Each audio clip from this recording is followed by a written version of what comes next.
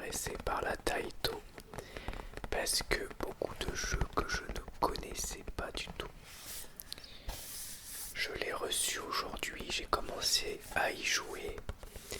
Elle est super et elle m'intéresse beaucoup, surtout parce que on peut y mettre des cartouches Evercade, cartouches qui coûtent une vingtaine d'euros chacune et qui sont assez géniales parce que c'est des compiles de jeux rétro. Et en ce moment, moi j'ai pas trop envie de jouer à la Play. J'ai envie de faire des petites sessions un peu courtes, des petites sessions courtes de jeu. Et donc c'est parfait, puis c'est transportable. Donc je peux y jouer en attendant par exemple un film, dans une salle d'attente avec mes petits ou je ne sais quoi d'autre. Donc c'est vraiment cool. Donc j'ai gardé la boîte pour vous présenter un petit peu la machine. Donc déjà, je vais vous la montrer. Voilà à quoi elle ressemble. Alors, il y a la ring light, donc je vais faire attention à la lumière. Mais elle est vraiment très mignonne. Elle est un petit peu... Ça fait approximativement la taille d'une Game Boy. Avec un écran quand même assez large pour la taille. Donc il y a une trace de doigt, je vais l'enlever. Mais un petit peu plus petit peut-être qu'une Game Boy, mais un écran quand même assez grand. Les boutons sont de bonne qualité. Donc comme vous pouvez le voir ici, il y a écrit Taito, qui est un développeur de jeux vidéo, voilà, japonais. Et puis, donc, on a la console qui est noire, avec un verre bleu derrière, des gâchettes derrière, on en reparlera de ces gâchettes, des boutons et un petit pad qui sont vert bleu comme le reste de la console. Je la trouvais vraiment très très très mignonne, plus jolie que la version Capcom qui avait pas de couleur sur les boutons, le D-pad, etc. Je la trouvais plus belle aussi. C'est ce qui m'a fait craquer pour celle-ci. Donc dedans, en plus de base, on a déjà 18 jeux d'arcade et on a des très bons jeux. J'en connaissais peu, j'en connaissais quelques-uns, mais vraiment parfait. Et je vous ferai sûrement une vidéo où j'y joue. Je pense que je ferai une vidéo où j'y joue. Donc, je vais vous dire un petit peu des caractéristiques de la console. Déjà, il y a un petit poster qui est juste là, promotionnellement, pour donner des infos sur l'Evercade, puisque leur but c'est de vendre cette petite machine à des gens qui n'ont pas forcément d'Evercade, pour leur donner aussi envie d'acheter des jeux Evercade, des cartouches Evercade plutôt. Donc là il nous montre un petit peu des cartouches avec la Worms Collection, qui m'intéresse surtout pour Worms Armageddon, Team 17 Collection, Data East Collection qui m'intéresse beaucoup. Les jeux Atari, bon ça m'intéresse pas tellement. Bref, j'ai commandé une cartouche que je vous montrerai plus tard dans une vidéo derniers achats ou compte rendu, principalement pour un jeu qui s'appelle, enfin tous les jeux m'intéressent, mais il y avait un jeu dedans auquel je voulais rejouer qui s'appelle Rival Turf, dont j'ai un très bon souvenir. J'ai joué chez ma voisine quand j'étais enfant, qui est un beat'em all, voilà, calqué un petit peu sur du Street of Rage. Donc au niveau de la petite console, on a un écran IPS de, je sais pas, je crois que c'est 2,8 pouces, ce qui est franchement pas mal. Surtout, il est de très bonne qualité, rétro-éclairé, vraiment très beau. Je vous montrerai, mais je sais pas si on va bien voir. Une autonomie de batterie de 4 heures, ce qui est franchement bien. Donc 24 heures d'autonomie de batterie. Donc ça marche pas à pile, hein. Il y a vraiment pas une batterie à charger avec un câble qui est inclus. Mais bon, moi j'utilise ce que j'avais déjà branché dans ma maison. Je le mets de côté, ça peut toujours servir. Donc c'est de l'USB-C, hein. Voilà, de l'USB-C, c'est classique, mais c'est parfait parce que du coup, c'est très facile aujourd'hui de trouver un câble USB-C. J'ai aussi pris une petite pochette pour la protéger qui va arriver prochainement pour pouvoir la mettre dans mon sac et la transporter, donc je vous montrerai ça. Il y a un mode facile. Alors, évidemment, c'est que pour les jeux qui sont déjà inclus dans la console, c'est pas pour les jeux sur cartouche. Et donc compatible avec plus de 500 jeux Evercade, très très bien. Il y avait quelques jeux qui ne passaient pas dessus, notamment Cathédrale, mais ça a été corrigé depuis via une mise à jour, puisqu'on peut mettre la console à jour. Alors c'est pas connecté au Wi-Fi contrairement à la Evercade EXP par exemple, mais on peut brancher un ordi via câble et on peut mettre à jour le logiciel apparemment. J'ai pas encore essayé. Et bah écoutez, qu'est-ce qui est écrit d'autre? Bah voilà, c'est pas mal déjà. Donc au niveau de la prise en main, c'est absolument parfait pour tout ce qui est devant. Le D-pad est très bon. Les touches, ça fonctionne parfaitement bien. Rien à dire, ici il y a un bouton menu. Le on-off est là. On peut aussi brancher un casque ou des écouteurs, donc ça c'est parfait. Ici il y a le port USB pour la recharge. Ici les boutons sont plus et moins. Et ici il y a les gâchettes L1, R1, R2, etc. C'est tout simplement pour par exemple comment vous appelez ça, pour certains jeux Super Nintendo ou pour des jeux par exemple PlayStation 1, PlayStation 1 ou Nintendo 64, puisqu'il y en a. Comme dernièrement, il y a les Tuk Tuk Games qui sont sortis. Il y a aussi les Tomb Raider, etc. Mais j'hésite parce que d'un côté, ils me font hyper envie. Mais ces gâchettes sont très mal placées. En fait, quand on joue, on a tendance à mettre les doigts ici. Sauf que là, les gâchettes, du coup, elles sont mises plus basses. Alors c'était peut-être pour éviter qu'on appuie dessus par inadvertance. Mais c'est vrai que du coup, c'est pas du tout intuitif de mettre ses doigts ici parce qu'on la tient pas très bien. Et du coup, ça peut être gênant quand il faut beaucoup les utiliser. Donc, faut voir quoi. Faut voir. Il y a aussi Worms Armageddon qui m'intéresse beaucoup, mais l'écran est petit, j'ai un peu peur de pas voir grand chose. Donc c'est à tester. Donc je vais l'allumer. Et on va voir ensemble ce que ça donne. Je mets le son au minimum. Voilà, c'est bon. J'avais un peu peur que le son se lance. Donc voilà, je sais pas si vous voyez bien l'écran. Donc là on a la liste de tous les jeux. Donc on a Bubble Bubble, Kadash, j'y ai joué tout à l'heure, j'ai adoré. Shack and Pop, Donkoton, Elevator, Action, Football Champ, Crawl qui est vachement sympa, c'est un beat'em all, c'est vraiment cool. Kiki Kai Kai, Liquid Quit, un super jeu de plateforme que je connaissais pas du tout. Operation Wolf qui est basique mais vraiment sympa.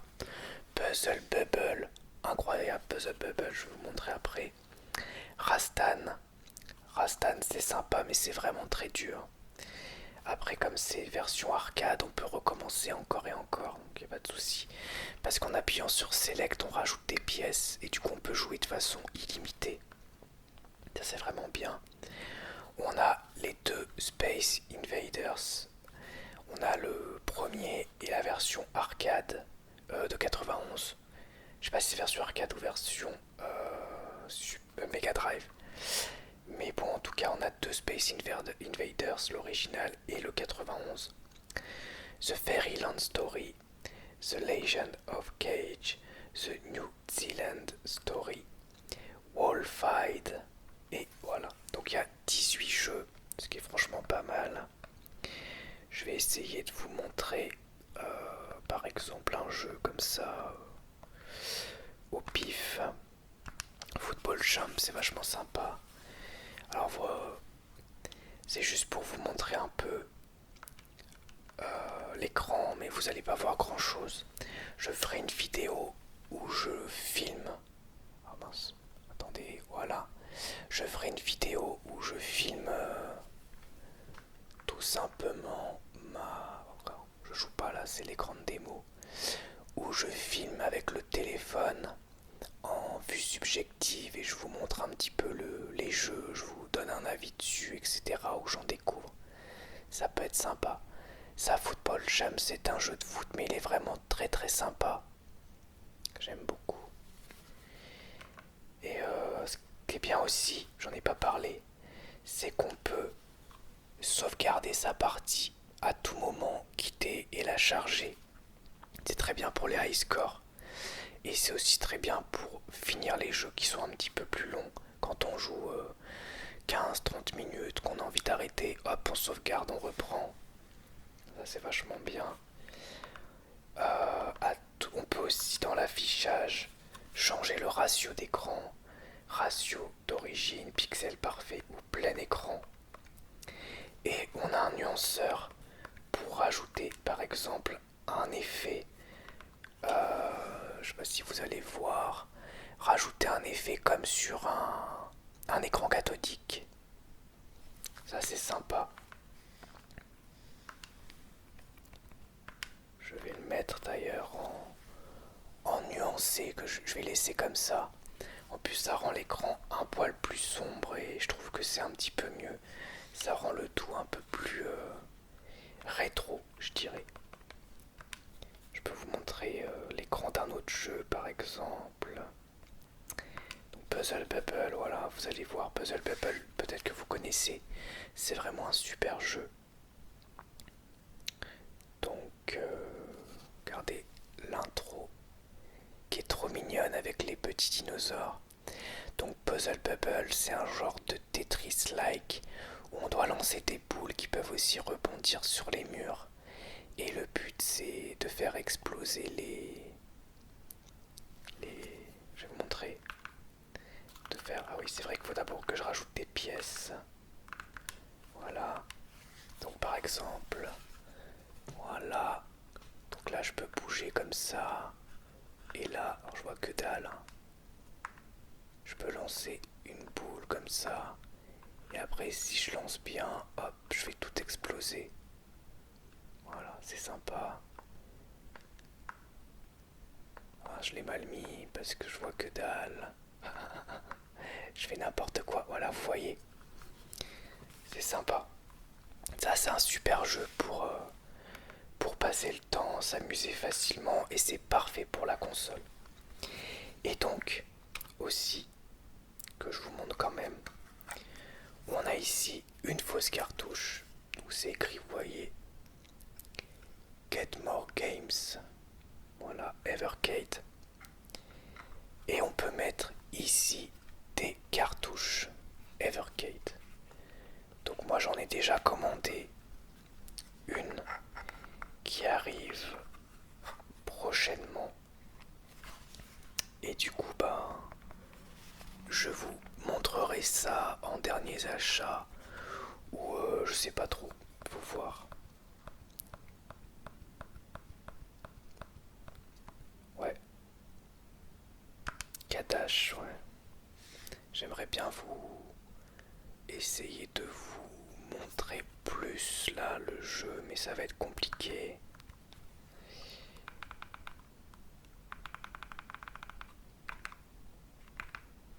Voilà. Ça fait des bruits de boutons comme ça.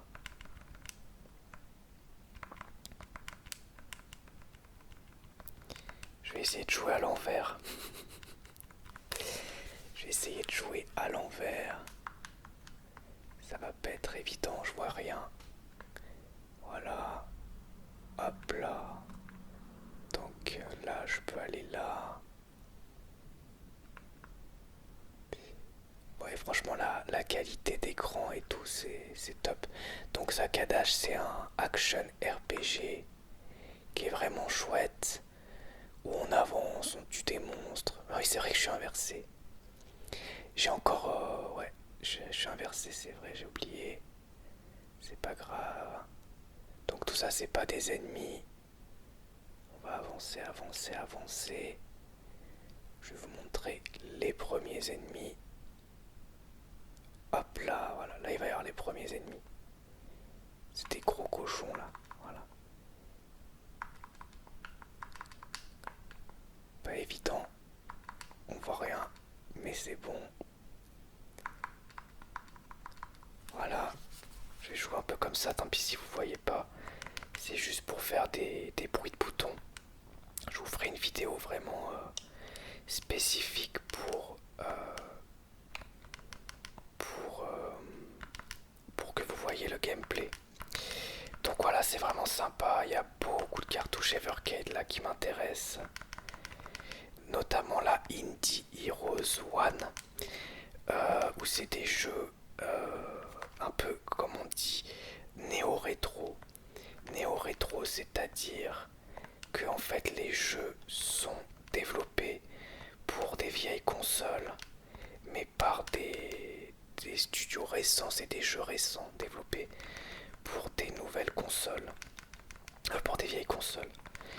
Donc il y a notamment un jeu Game Boy d'horreur basé sur Pokémon qui m'intéresse. Je crois que c'est Deus, un truc comme ça. Je suis plus sûr du nom. Dedans, mais il y a plein de jeux qui m'intéressent dedans. Il y a un Zelda-like au NES. Il y a plein de jeux en plus pour seulement 20 €. Ça aussi c'est vachement bien.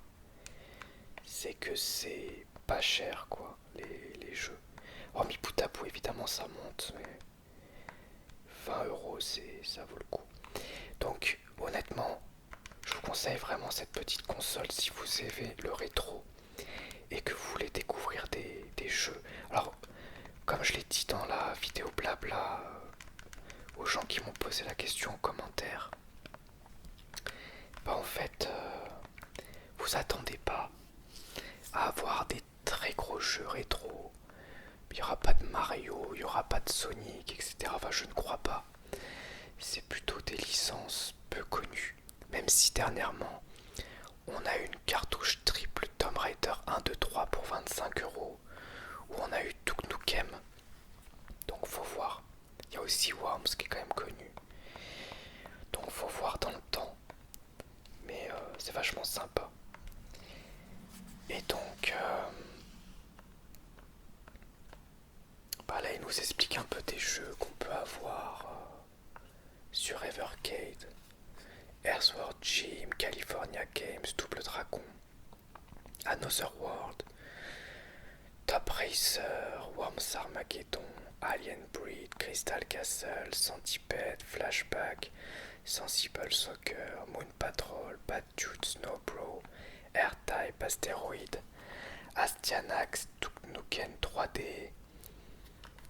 Ça fait quoi? Non, je peux pas cliquer dessus. Yars Revenge, etc., etc.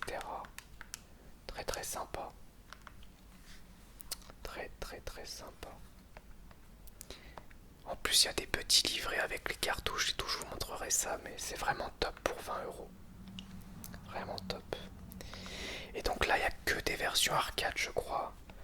Je vais juste vérifier pour le Space Invader 91. Mais s'il y a bien que des versions arcade, bah c'est top parce qu'on peut remettre des pièces autant qu'on veut. Et du coup, finir les jeux relativement facilement aussi. C'est assez sympa. Non, c'est la version... Je crois que c'est la version Mega Drive, mais je suis pas sûr. Je crois que c'est la version Mega Drive, ouais. Bon, je vous montre Space Invaders quand même.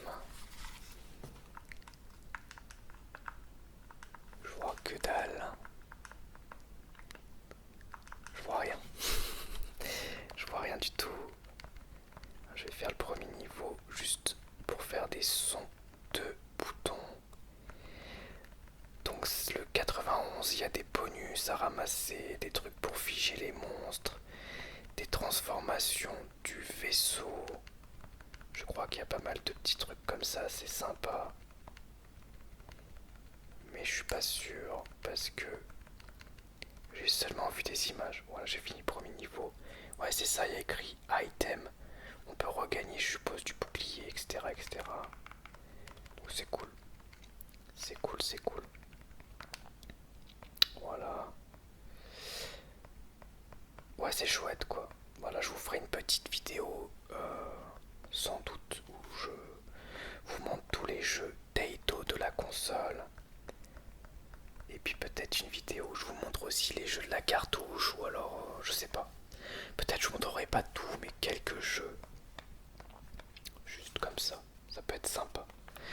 Seul point noir à mes yeux, c'est le placement de ces gâchettes, qui par contre sont de bonne qualité, mais qui permettent pas, je trouve, de jouer dans de super conditions à Duke Nukem, je suppose, à Tomb Raider, etc. Même pour Worms, comme c'est la version PlayStation 1, je suppose que sur les gâchettes il y a des trucs et du coup je trouve ça un peu dommage. Mais bon, comme c'est un jeu un petit peu plus entre guillemets lent, peut-être ça passe. Faut voir. Je vais l'éteindre. Vraiment, elle est très mignonne quoi. Pour 60 €, une console qui lit les cartouches Evercade avec un aussi bon écran. Je l'ai pas dit mais le son aussi, le son est très bon. Vraiment très bon, là je peux pas le mettre parce que par contre même au minimum il est un petit peu fort. Mais ouais, c'est vraiment une bonne qualité et une très bonne porte d'entrée pour la Evercade quoi. Je pense pas que je prendrai une EXP, enfin peut-être si vraiment les jeux PlayStation 1 sont injouables, je verrai. Faut voir. Voilà. Merci à tous.